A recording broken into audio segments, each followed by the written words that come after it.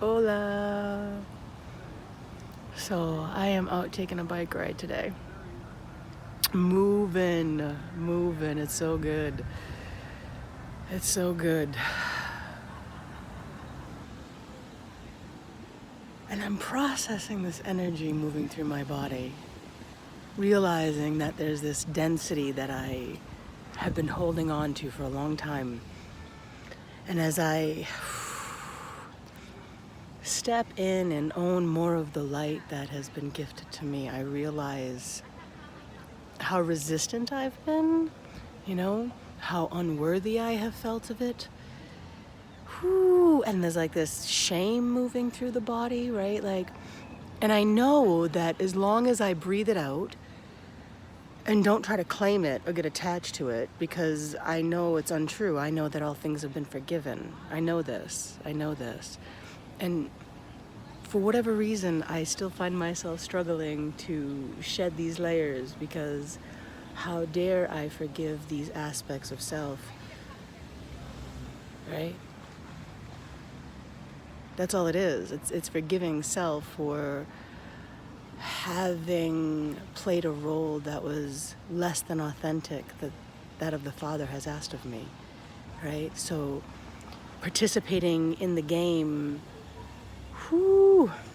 of disillusionment. That's what it is, right? It's a disillusionment that we connect ourselves to, and we pretend and claim like it's our own, rather than acknowledge that it's a moment, an experience in time that was meant to teach us a lesson, right? Whew. And what I've realized and witnessed is that it's the blood, it's the essence of our being, right? We speak of the blood of Christ as the purification of all things. It is a guardian, it's a purification. Well, that blood of Christ runs through each and every last one of us if we've chosen to claim it. There are those that have not chosen to claim that blood of Christ, and that is okay. However, those that have, it's not even that you're saying that Jesus himself is what you're even worshiping, even though I honor and cherish that, that me personally. However, it's owning the Christ light, the reason that such a prophet came to this world, in order to acknowledge that each and every one of us have this power within us to own that light, and that in owning the light we purify all being sins. When we own the Christ lighted grid within us, we heal other beings, right? We are merely sound instruments. Our bodies are just sound and vibration. And when it runs in harmonic frequencies, when we allow harmony to run through all aspects, all fingers, all toes, when we allow harmony to run through all of our being, we ourselves are a tuning fork and heal other people. Right?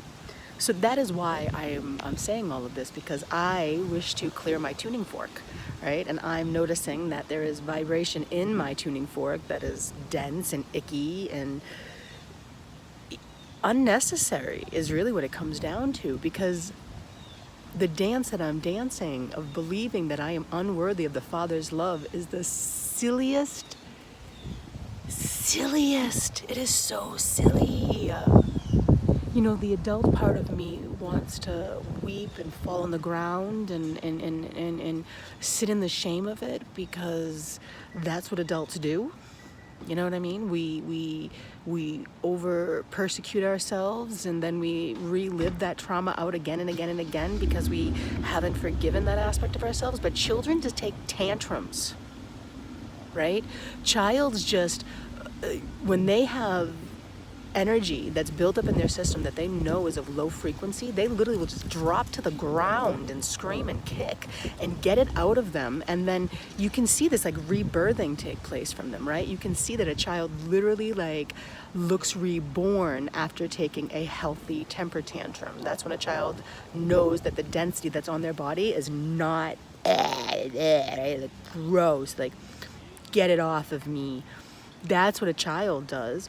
a healthy temper tantrum. Now don't get it confused with the unhealthy temper tantrum. Then when you're in a store or something and the child's taking a temper tantrum over a toy or something, and then when the rules have been laid down, they still scream and kick and mine. That's not a healthy temper tantrum. That's an egotistical, unbalanced tantrum that needs to be dealt with, and that child needs to be put in check, which is part of the tantruming as well, right? That's part of the lesson that we ourselves need to learn too. So instead of going into the shame aspect,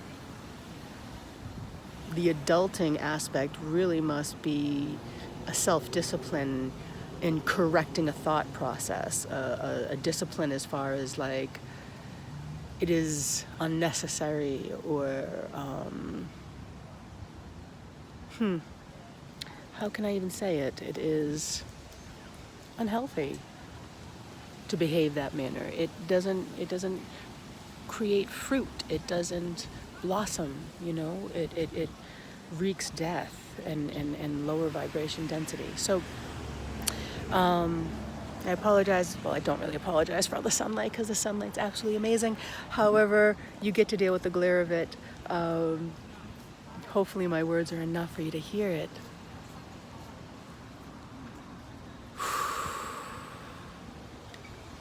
As we purify the blood that is within the cells of our body, we too own the Christ-lighted grid within our beings. And when that is fine-tuned, and you can fine-tune it, there are methods and ways of fine-tuning it, yet you must meet it, right? So I know myself, I'm in this place of meeting this density in my body and reminding myself that it's unnecessary to hold on to it. Like, it's silly of me to hold on to it. There's no good that's coming from it. All it does is weigh me down and make me believe that I am unworthy of God's love. It's funny, I've said this to people and I still stand true to it. I feel so blessed and honored in this world that I can honestly say that on my worst day of faith, on my least faithful day, my faith is still stronger than many. And so that if I am experiencing this lack of love within myself, then I can only imagine what other people must be going through. And so that if I don't clear this from me, if I don't remove this blockage to the love of the Father in my body and claiming it, if I don't invest in that, then how can I possibly show other people? How can any other person who has less faith than me on my worst day be able to claim their faith of the Creator within them? And to me, that is the Christ grid. Again, it can be identified as a human being if you wish for it to be. However, the Christ grid is the seed of all creation. It is from the Father. It is the seed, the original seed of all creation, that which the original Father has given us. So claim it with the name of Yeshua or Jesus if you choose to. Abso-freaking-lutely. Yet claim the Christ-like grid that you are the seed of all creation and that is within you. It is the gift of the Father. It is within us. Oh, I'm going to take that today and I'm going to use that seed in this dense vibration that's moving through my body, and I am moving it out. And so I wish to continue to do so and be present with you, because if I myself am experiencing this level of density, then I can only imagine the level of density other beings out there are holding on to. And so I have a lot of ideas and creations coming to the forefront, and I'm going to see how they roll out, and I'm gonna do things that I've never done before, and I'm gonna take risks, and I'm gonna see what happens. I'm gonna plant a lot of seeds and see which ones are the ones that are meant to be taken and the ones that people feel nourished from, and roll with it, because